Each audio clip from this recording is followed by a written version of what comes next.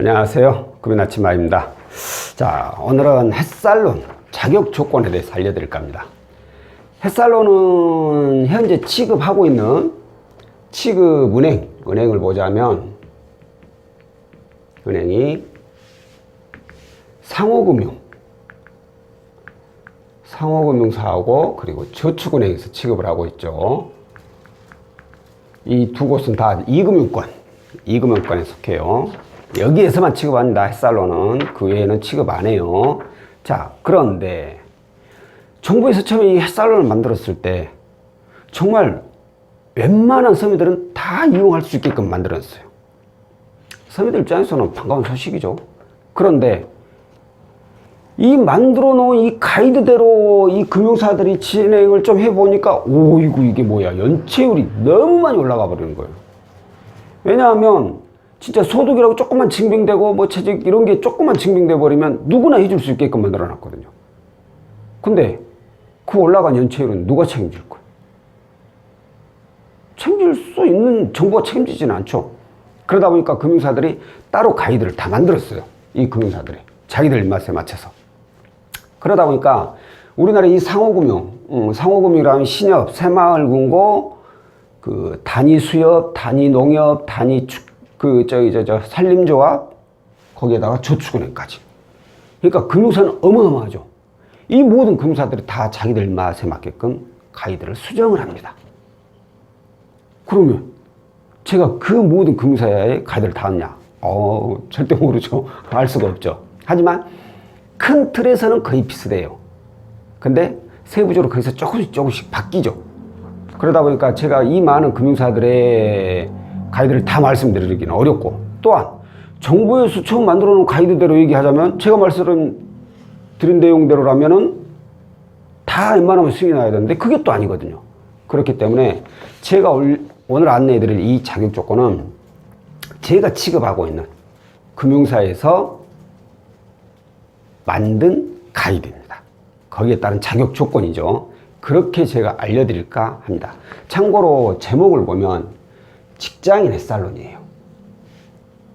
이 얘기는 곧 현재 제가 취급하고 있는 금융사는 직장인밖에 안 된다는 거죠. 그러니까 자영업자나 프리랜서, 이분들은 솔직히 그 저축은행에서도 취급을 몇 군데 하고 있긴 하지만 제 생각에는 가장 가까운 신협이나 새마을금고, 이 상호금융 있죠. 여기에 방문해서 문의를 해보시는 게 훨씬 더 좋을 겁니다. 가깝기도 하지만 승인율 면에서도 좀 더 높다고 볼 수 있죠. 자, 그렇다면 오늘은 직장인 햇살론 자격 조건에 대해서 먼저 알려드릴게요. 자, 직업. 위에서도 말씀드렸듯이 직장인에 한해서만 가능합니다. 자, 직장인. 그렇다면 아르바이트생은 직장인인가요? 일용직 직장인인가요? 다 직장인은 맞죠. 그런데 저희가 취급하고 있는 건 정규직 혹은 계약직에 한해서만 가능합니다.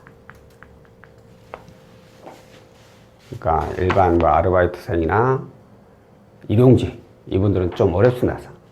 안 되는 건 아닌데 소리가 너무 복잡해 가지고 본인들이, 채무자분들이 다 중간에 다 포기를 해버려요. 왜냐면 이 사업주의 직인이 찍힌 서류들이 좀 많이 필요해요. 정규직이나 계약직이 아닌 이상은. 그러다 보니까 그 도장 받기가 굉장히 쉽지가 않아요. 한두 장 받고 말면 끝났는데 몇 장 돼버리니까 결국에는 그 사업주도 잘 안 해주려고 하고, 채무자 본인들도 이제 너무 눈치 보인다고 할까요? 그런 것 때문에 결국에는 포기를 해버립니다. 그래서 현재는 직장인, 정규직, 계약직에 한해서만 가능하고요. 자, 재직기간.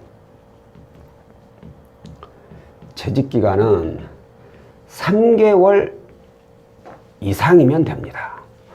3개월 이상이면 된다고 누구나 말하는데 이상하게 또 3개월 이상 됐어도 안 되는 경우가 많아요.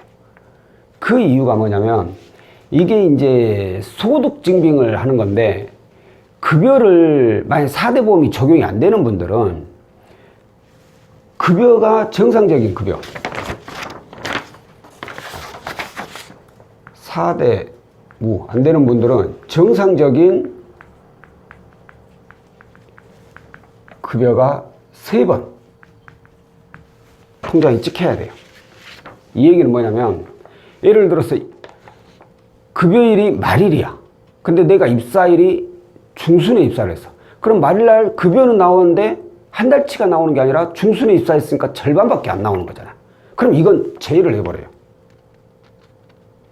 그 다음 달부터 이제 한 달 거, 온전한 한 달 거, 정상적인 거, 그거부터 이제 한 달, 2달, 3달 인정을 합니다.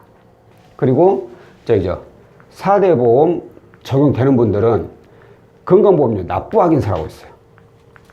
납부 확인서로 3번. 고지가 아니에요. 고지하고 납부하고 헷갈리시는데, 고지는 건강보험공단에서 그 회사에 이 직원은 이달에 건강보험료 얼마 납부하세요 라고 고지가 합니다. 고지가 됩니다. 그러면 해당 사업주는 그 다음 달 10일에서 12일 사이에 그 금액을 납부를 해야 돼요. 공단에다가. 납부를 한 거, 이게 바로 납부 확인서예요. 그렇기 때문에 보통은 납부가 10일에서 12일이니까 3번 납부가 된 걸 확인되려면 보통 13일 날 확인을 해보면 납부가 되어 있는지 안 되어 있는지 알 수가 있습니다. 자, 그리고 소득. 소득은 연 1,000만 원부터 최대 4,500 이하. 자, 뭐 이건 4,500 이하인 건 다 아시고, 중간에 3,500 있죠. 3,500까지는 아시겠지만 저소득자라고 해서 누구나 가능합니다. 근데 3,500 이상 4,500 이하는 저소득자에는 속하지 않아요. 다만 저신용자에 속하는 경우에는 가능하게 됩니다. 어떤 분들은 내 신용 등급이 지금 7등급이니까 연봉 4,000 이상, 3,500 이상인 분이 내가 7등급이니까 햇살 내부 등급으로 1, 2, 3, 4, 5는 안 되고 6, 7등급, 8등급 가능하니까 난 7등급이니까 7등급 가능하겠네? 라고 생각하시는 분들이 있는데, 절대 신용 등급하고 햇살로 내부 등급은 다릅니다. 당연히 신용 등급도 포함이 되고 뭐 여러 가지 내용이 포함이 되는데, 신용 등급이 7등급이라 해서 내부 등급이 7등급 나온다는 게 아니에요. 그렇기 때문에 자신의 신용 등급 가지고 나는 되겠다 안 되겠다 판단하시면 안 돼요. 3,500, 4,500 이하는 반드시 조회를 해서 내부 등급을 파악을 해보고 나서 판단을 하셔야 돼요. 자, 그리고 방금 말씀드린 신용 등급. 신용 등급의 경우에는 우리가 흔히 이제 많이 보는 신용정보 사이트죠. 그 중에 나이스. 나이스의 경우에는 7등급, 그리고 올크레딧. 올크레딧의 경우에는 8등급 이내에는 들어와야 됩니다. 왜 꼭 7등급하고 여기는 8등급인가요? 라고 물어본다면, 만약에 나이스가 8이거나 올크레딧이 9등급이다. 그럼 그분은 신용에 문제가 있는 거예요. 아니면 최근에 문제가 있었던가. 이분들은 안 됩니다. 그렇기 때문에 최소한 나이스 7, 올크레딧 8. 둘 중에 하나라도 이보다 더 낮아지면 안 된다고 생각을 하시면 되고요. 자, 그리고 연체 이력. 연체 이력의 경우에는 기본적으로 최근 3개월 이내에는 연체 기록이 없어야 돼요. 근데 그러면 내가 그냥 몇 달을 쭉 해서 연체를 해오다가 3개월 전에 이걸 딱 상환했어. 그럼 나 이제 3개월 이내에는 없으니까 4개월 이내에는 있을지언정 3개월 이내는 없으니까 그럼 나 가능하겠네? 라고 생각하실 수 있지만, 이게 또 무조건 3개월 이내에 없다고 해서 되는 게 아니에요. 아까도 말씀드렸듯이 햇살로는 신용 등급, 소득, 재직기간, 직업, 부동산 소유, 가지고 있는 대출 내역, 이런 여러 가지가 종합이 돼요.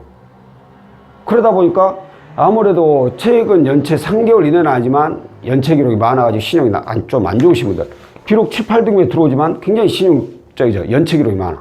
그런 분들도 부결날 확률이 높습니다. 근데 이런 분들 역시 먼저 판단하기보다는 상담을 통해 가지고 조율을 해보고 나서 판단하시는 게 좋고요. 자, 마지막으로 이제 부채 비율. 자, 부채 비율은 일단 저는 상관이 없다고 말씀드릴 수 있어요. 왜 저는 이렇게 말씀을 드릴 수 있다고 말씀을 드렸냐면, 제가 아까 처음 시작할 때 얘기를 드렸죠. 제가 취급하는 금융사에서 내놓은 자격 조건에 대해서 알려드리겠다고. 이 얘기는 제가 취급하는 금융사는 부채 비율이 상관없이 가능해요. 근데 또 어떤 금융사는 부채 비율이 높으면 안 되는 곳이 있어요. 거기에다가 연체기 이력이 뭐 별로 없는데도 안 되는 그 금융사가 있어요. 뭐 장기 채무 불이행 이력이라든가 단기 연체 이력이 많다고 해가지고 그냥 부결내버리는 경우가 있어요. 그러니까 이건 금융사마다 달라요.